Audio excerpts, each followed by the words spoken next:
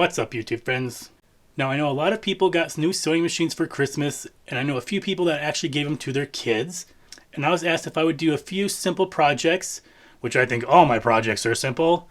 But today I'm going to show you how to make some easy hair scrunchies. Now, I received a box of fabric in the mail from a subscriber. Thank you very much, Bird. And there are a lot of cute prints. So here are just a few of the prints that she gave me. And I think these are really girly and will make really cute hair scrunchies. And there's also a bunch of strips in there that I always use. This happens to be some Bama fabric, the Crimson Tides. Now this is just some of the fabric that was in the box. It was actually 7 pounds of fabric. There was also this brown flannel.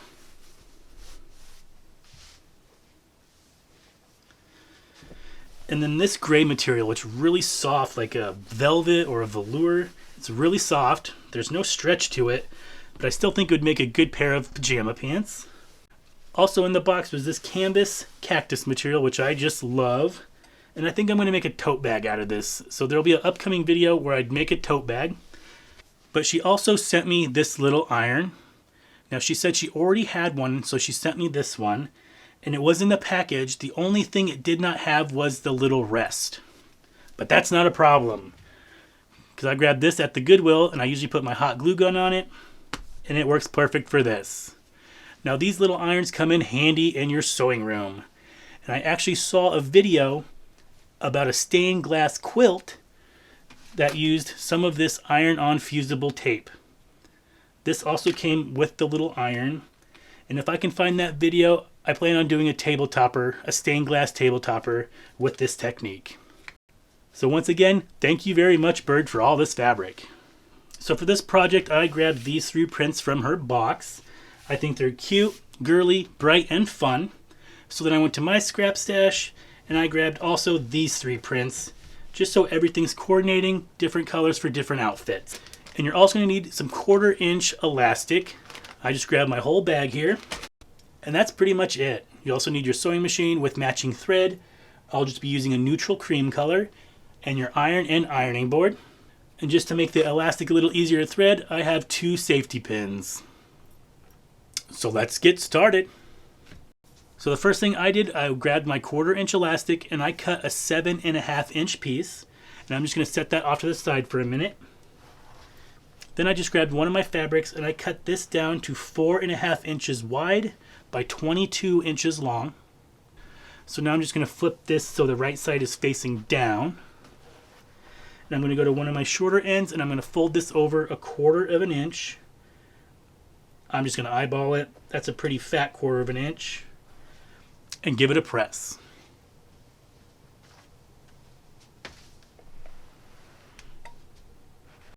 Next, I'm going to flip it back so that the right side is facing up. And then I'm going to fold it in half the long way, or the hot dog way.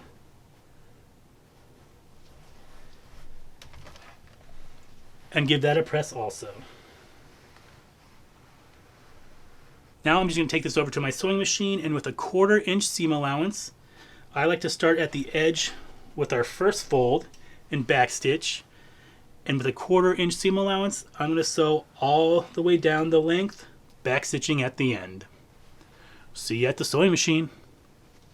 Alright guys, so I'm over here at the sewing machine, and it might look a little different over here. I actually got a new GoPro. I ended up getting the GoPro Hero 7 Silver. And as you can see, it's a pretty wide lens. Now I'm still trying to work out what angle will work best, so we'll find out in this video. So like I said, I'll be using a 1/4-inch seam allowance. My length is a 2.5. I'm going to backstitch in the beginning.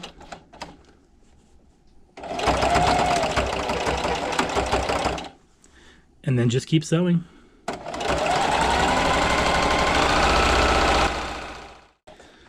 I'm coming up to my end, and don't forget to backstitch.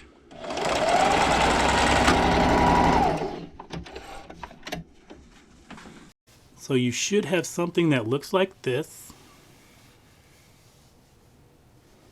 And now we want to turn this right side out. So I just start at my end with our first fold, and then I just kind of push everything in.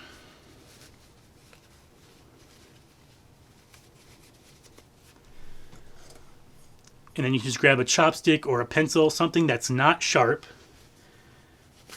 just to poke your fabric through. And now we want to give this a press. So when I press this, I want my seam on one of the sides.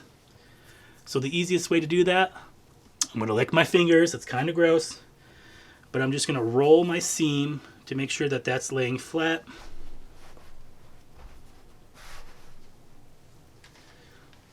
And then give it a press. It does not have to be perfect. This is just a scrunchie. Now I'm just going to grab my piece of elastic and my 2 safety pins. So I put one safety pin on one end and I'm going to stick the other one on the other end. So now I'm just going to thread this through. So I'm going to use the bigger one as my threader and I'm just going to thread my fabric through. Now make sure that you hold on to this safety pin. You don't want to pull it all the way through, and if you want, you could go ahead and just clip it to the side. That way you know you're not going to pull it through. But I just like to hold it and then just thread it all the way through.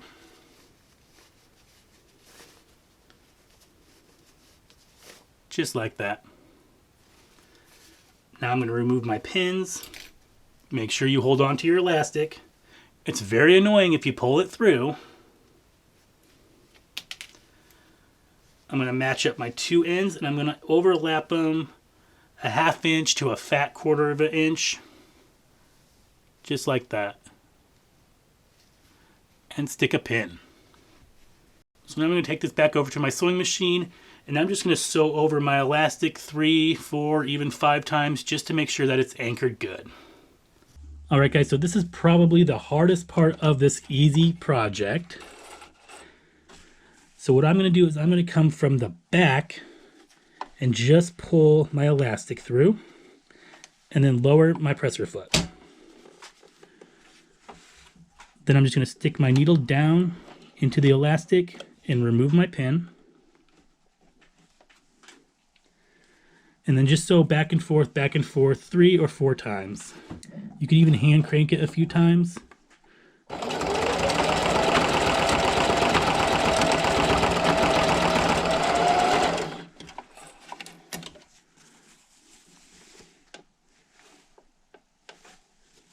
So I'm going to say that the outside of my scrunchie is the top.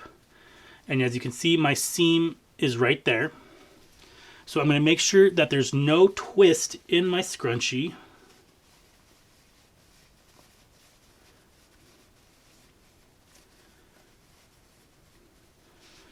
And this one's good. You can see that the seam is on the top.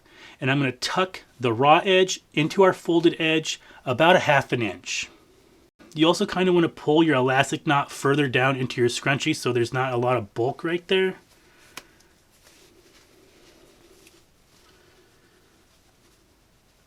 So then I'm just going to stuff this in, like I said, about a 1/2 inch. Try not to get any puckers if possible. It's not the end of the world. But the main thing, you want to make sure that this folded edge and this folded edge match up nicely. That way when we go to sew this closed, you catch both ends. So now I'm just going to stick a pin in there. And if you're worried, if you stick your pin through, check the back and you can tell if they're lined up or not. And then just secure it. And I do have a little pucker there, but it's not a big deal. You won't even see it. Like I said, the main important part is to make sure that these sides line up. So now I'm going to go over to my sewing machine and I'm going to go about an 1/8 inch away from that fold.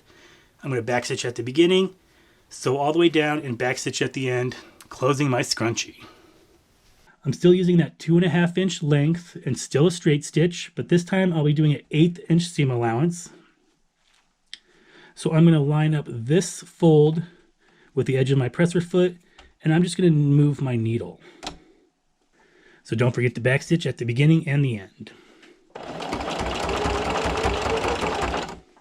Alright guys, so I'm having a little problem getting this through. I meant to do that just to show you this.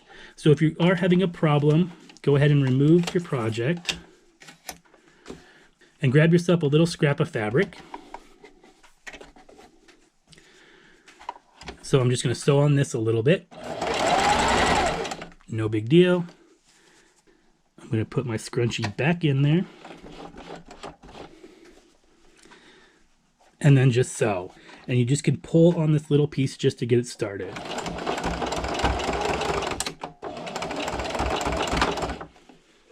I'm going to remove my needle just so I don't get any complaints in the comments. And sew.